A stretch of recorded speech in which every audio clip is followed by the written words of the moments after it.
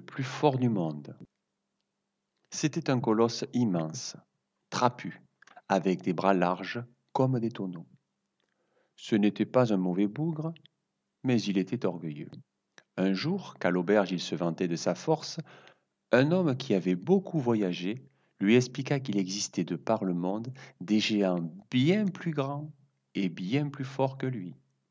Cette remarque le piqua au vif, et il décida aussitôt de partir courir les chemins à la recherche de l'homme le plus fort du monde. Il le vaincrait et se couvrirait de gloire. Il alla donc dans cette île de géants que l'étranger lui avait indiquée. Là, il vit d'immenses maisons, 10 fois grandes comme la sienne.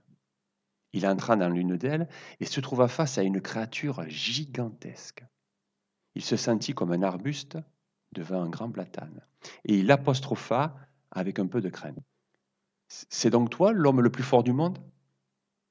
Sors dans la prairie et nous nous battrons. On verra bien qui de nous deux est le plus fort. Le géant se gratta la tête. Tu es donc venu pour me combattre? Je le voudrais bien, mais je ne suis hélas pas l'homme le plus fort du monde. Mon frère aîné, qui pêche près des falaises, est bien plus fort que moi. Tu vois cette chaussette qui est là? Et il lui montra ce qui semblait être un drap de lit. C'est la sienne. Notre costaud se sentit soudain très très petit.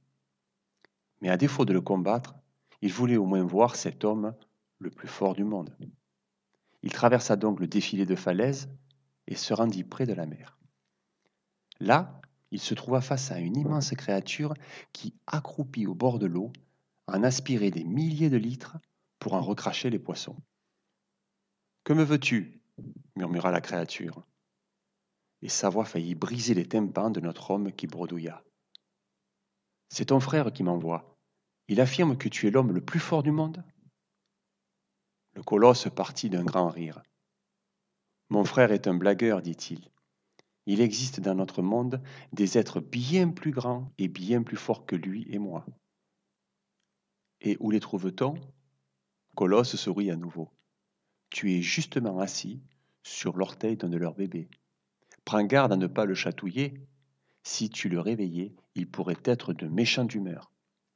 Notre homme ne se retourna même pas pour voir l'immense créature. Il reprit bien vite le chemin du retour et oublia son rêve de grandeur. D'après un conte traditionnel.